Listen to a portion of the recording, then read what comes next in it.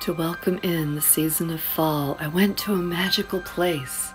Come along with me, and we'll read a taste of Llewellyn's Little Book of Halloween, just to get you in the mood for Halloween and Samhain.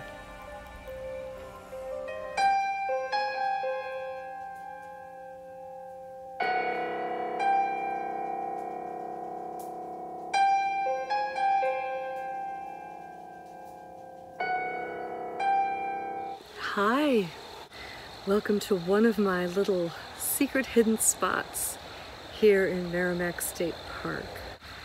It's October, and that means it's time for us to start celebrating, well, past time for us to start celebrating the secular Halloween and the sacred Samhain. I brought you here because I love this little spot. I love these little secluded steps. And I wanted to bring you here to do something really special today. Since I wrote Llewellyn's Little Book of Halloween, I sometimes do book signings in the month of October. Those things are generally not happening right now. Because of the pandemic, I decided to bring you all here to this little secluded spot and read you the introduction of Llewellyn's Little Book of Halloween. For those of you who are not familiar with my Little Book of Halloween, this book includes Halloween throughout history, the beginnings of Halloween, which, as we know, is Samhain, and how it was brought over to America and transformed through the years to become the celebration that we have today, as well as modern celebrations. Tips on creating a haunting atmosphere, the magic behind the symbolism of the holiday, folklore, traditions, customs, and yes, spells, Halloween divination, and ways to communicate with the spirits and with your own subconscious. It's got 33 exercises in here. I include some recipes and lots of interesting things. While I did a lot of research for this book, there's a lot of personal things in here too. And one of the most personal is the introduction, which is my story of how I came to know and love the celebration of Halloween and discover the spiritual celebration of Samhain.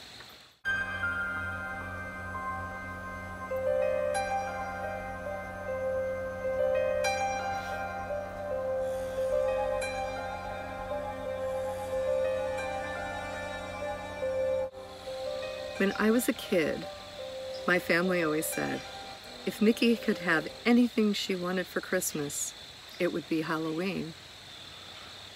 Of course, that was true. As I sit here writing this, it's October 1st. The leaves are changing, the pumpkin harvest is in, and every trip to the store ends with the phrase, do you want to check out the Halloween aisle? Answered by grins and nods of approval. For me, and probably for you, since you have this book in your hands, this is truly the most magical time of the year. The first Halloween I recall was the year I thought the profession of ballerina was completely a valid career path for me. Even though later it became apparent, for so many reasons, that this was not going to happen. I got to be an actual ballerina that night. I wore an embroidered coat over the top of my gorgeous tulle and satin flower ballerina costume that had been handcrafted by my mom, and we ventured into the streets of our neighborhood. This was the early 1970s, when we all waited until sundown, then gripping our plastic pumpkins and pillowcases in droves, we descended on the neighborhood to gather our bounty. Back then, most of it was pre-packaged candy, but we still got the occasional handmade treat, such as popcorn balls or caramel apples. There were also those weird candies wrapped in black and orange waxed paper. What the heck were those anyway? Such good times. Houses back then were decorated with glowing jack-o'-lanterns and hinged paper figures of witches and ghosts taped to the windows. And that was about it. Occasionally, there would be someone who would really take it to the next level. like the couple who lived a few streets down. One of the guys would dress up like the Wicked Witch of the West and run around on the roof, cackling and tossing candy down to the kids below, while his partner kept the candy stocked with occasional trips up the ladder. Those guys made our Halloween. As I got older, I tried out many costumes and personas. Some were gorgeous handmade creations, while others were terrible plastic masks and vinyl smock from the store with a picture on the front so people knew who the heck you were supposed to be. Either way, we all felt the power of transformation and anonymity while wearing our Halloween costumes. There was always something else about Halloween, though. I was a kid, so of course the candy was great, and who doesn't love dressing up? But there was always an otherworldly element that I felt behind the usual trappings of the day. Even as a kid, I could feel it in the air. This time wasn't only fun, it was somehow significant, powerful. I remember thinking about all the colors of Halloween, black and orange, and awaiting the setting sun against the trees as I noticed those colors in nature on Halloween. Occasionally, I would dream of primeval spirits that seemed out of place in the everyday world. The air in the weeks leading up to Halloween felt electric to me. I felt a shift before I knew what that even meant, as if something much more ancient was coming through. I stopped trick-or-treating at an earlier age than many of my friends, but I never gave up on Halloween. The last year I recall going out for candy was with my best friend Lisa. I think we were in 6th grade. We were both dressed as witches. Her dad made up our faces with burnt cork, adding wrinkles and lines to look like crones. We were delighted. Most houses were still decorated with only pumpkins, but there was one house that terrified us. Scary music played loudly from the inside, and when they opened the door, there were 2 threatening ghostly figures who answered. Several black lights glowed in the doorway, lighting up these spirits with a paranormal luminescence, and strobe lights gave the scene a surreal quality. Only the bravest kids held up their plastic pumpkin buckets at arm's length as they quaked and trembled, poised to run away, screaming as soon as the hard-earned candy was dropped in. We looked at each other and debated whether it was worth it. We realized that tonight we weren't 2 of the shyest girls in the 6th grade. We were witches, and scary ones at that. We screwed up our courage, summoned up our inner witches, and marched right up to that door. We left with more than candy that night. As scared as we were, it was fun to face our fear. The rush we got from overcoming the fear was empowering. Like we had looked into the actual realm of spirits, faced a real danger, and came out triumphant. After that Halloween, we vowed that we would hand out treats together from the scariest house on the block. I hope that some of the kids who braved our house of terror year after year got some of that same feeling. Who would have guessed that my costume that year, unlike the ballerina, would become representative of my future spiritual path and career choice that was years away but always dancing on the edges of Halloween.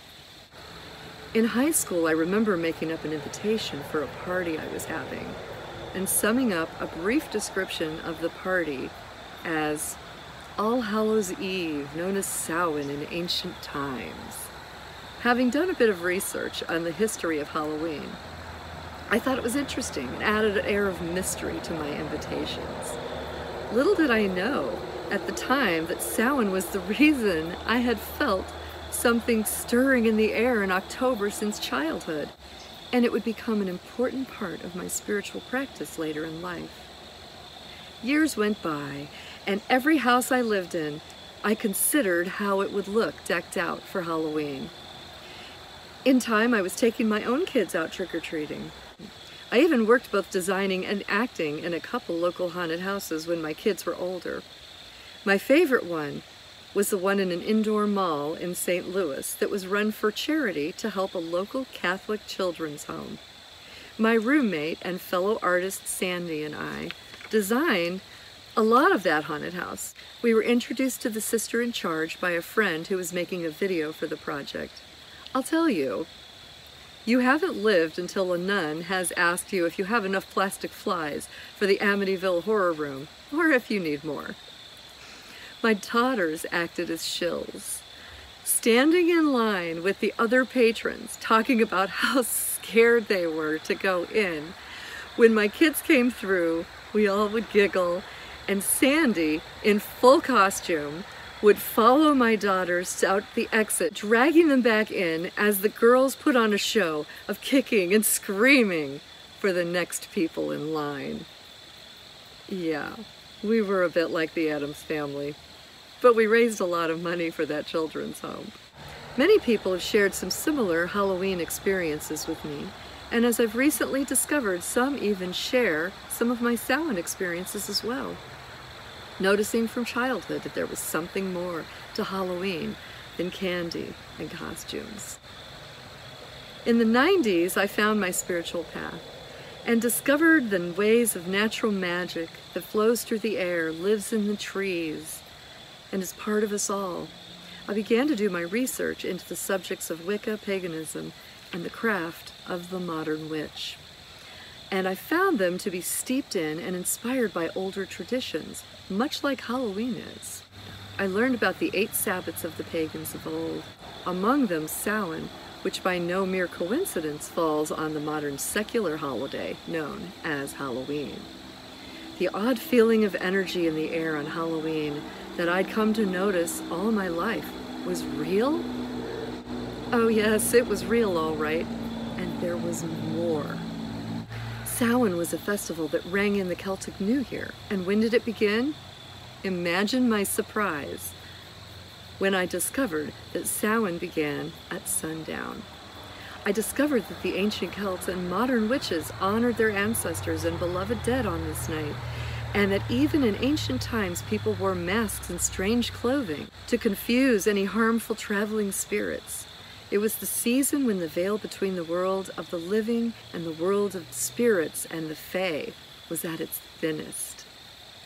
Food, bonfires, and drinking were all parts of this very old celebration.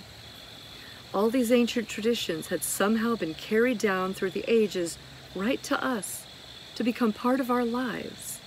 Learning all of this was a revelation. Now I celebrate both Halloween and Samhain.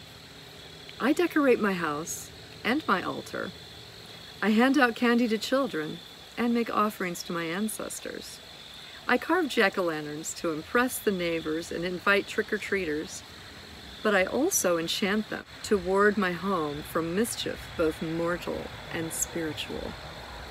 I wear a costume because it's fun, and also because it reminds me of my spiritual ancestors who used costumes for protection and spiritual transformation just the way 2 6th-grade witches did all those years ago.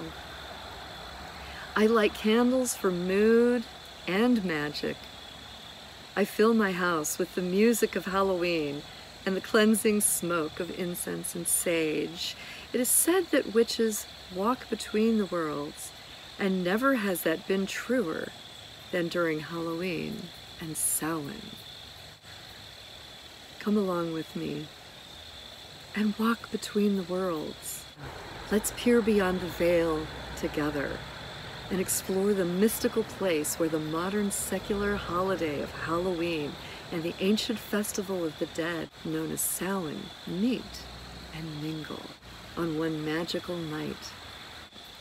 Whether you celebrate Halloween or Samhain, or both, we'll have a great time and learn a thing or two along the way about this mystical season. I hope you guys enjoyed that. That's my personal story That is the introduction of Llewellyn's Little Book of Halloween. I have so many more things for you guys this October. We're really going to have a great time. I've got a lot of things planned. So if you haven't already, hit the subscribe button. And while you're at it, make sure you ring that notification bell, because then you'll always know when I upload my next Halloween video, because I think I'm going to be trying to do more than one a week. So let's see how much Halloween we could cram into the whole month of October. Thanks you guys for joining me. And until next time, be safe, happy, and healthy. And remember as always to be your magic. Bye everybody.